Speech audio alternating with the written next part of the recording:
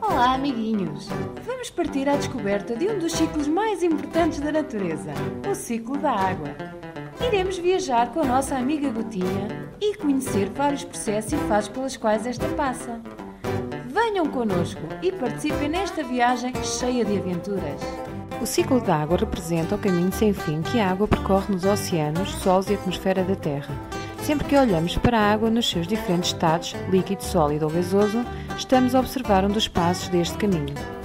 No entanto, pela ação do homem é necessário também um outro ciclo, o ciclo de tratamento da água, para que seja possível devolvê-la à natureza.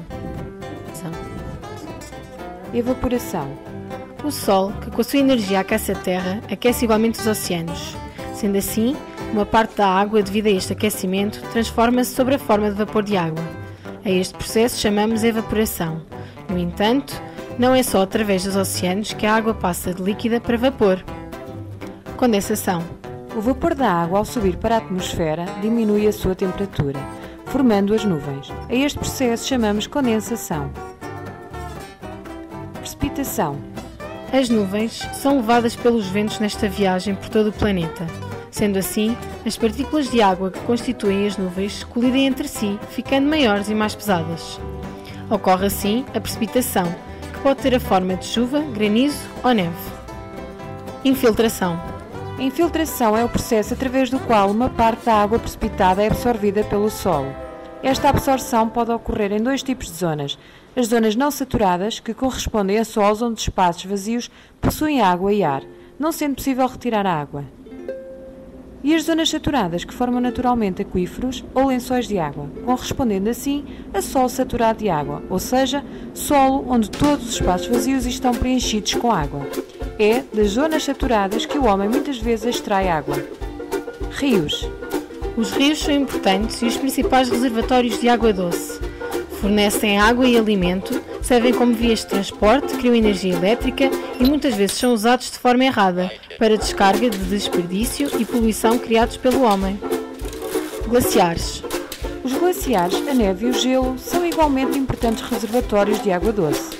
Um glaciar é um rio de gelo formado em terra e que se move graças à ação da gravidade. Os glaciares têm extrema importância, pois são os maiores reservatórios de água doce do mundo.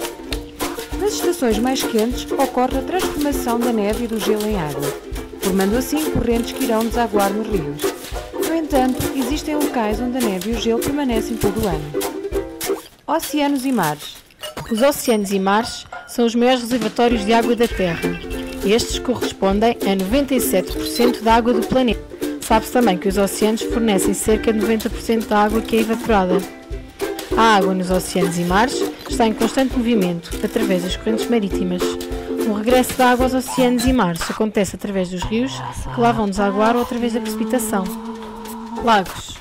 A água que escorre através dos riachos, ribeiros e outros cursos de água pode desaguar em lagos, ficando armazenada nestes depósitos. Aquíferos. Outros importantes reservatórios de água são os aquíferos, que correspondem a vastas áreas de subsolo saturadas com água, ou seja, os lençóis de água. Esta água é normalmente de boa qualidade e protegida das contaminações existentes à superfície. Participação do homem. O aparecimento do homem e a sua evolução veio introduzir algumas perturbações no ciclo natural da água. Estes compreenderam a sua importância, pois precisavam dela para beber e para diversas atividades, tais como na agricultura, na indústria para produzir materiais e até mesmo para apagar fogos. A interferência do homem no ciclo natural da água foi aumentando devido às necessidades cada vez maiores da humanidade. Deste modo, foram criados novos processos de captação e armazenamento de água, assim como processos de tratamento de água. Captação. Ao longo da viagem, iremos conhecer os 3 tipos de captação da água: captação superficial, captação freática e captação artesiana. Captação superficial.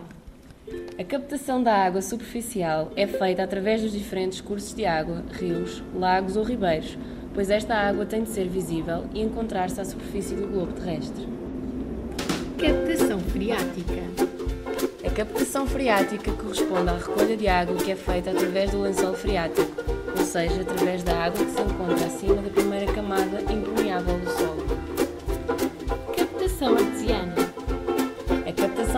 artesiana implica que a recolha da água seja realizada em aquíferos artesianos, ou seja, aquíferos que resultam da acumulação de água entre camadas impermeáveis do solo.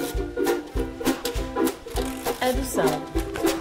A adução corresponde ao transporte de água desde a sua captação até ao local de armazenamento. A água corre em condutas que podem ter muitos quilómetros de comprimento. Análise e tratamento. Ao longo das diversas fases do processo de abastecimento, são realizadas várias análises. Só assim é garantida a qualidade da água que chega às nossas casas. O tratamento depende do tipo de captação de água. As águas que necessitam de um tratamento mais complexo são as captadas superficialmente. Nesta captação, a primeira fase de tratamento consiste na remoção de metais e partículas por adição de químicos e de captação. A segunda fase consiste na remoção de impurezas por filtragem. Tudo? Finalmente, a última fase consiste na desinfecção por adição de cloro. Na captação em profundidade, a qualidade da água não se põe logo na origem. Por isso, de modo geral, o tratamento resume-se à adição de cloro para a desinfecção da água, eliminando assim os germes potencialmente perigosos para a saúde. Armazenamento. Para que a água consiga chegar a todas as casas, é necessário guardá-la em reservatórios que nos irão abastecer. Os reservatórios podem ser enterrados, semi-enterrados, apoiados ao nível do chão e elevados. Distribuição. A distribuição da água corresponde ao caminho que esta percorre entre os reservatórios e as nossas casas. São utilizadas condutas mais grossas à saída dos reservatórios e depois, à medida que a tubagem se vai ramificando, são utilizadas condutas cada vez mais estreitas. É por esta razão que as condutas perto das nossas casas são mais estreitas que as condutas que saem dos reservatórios.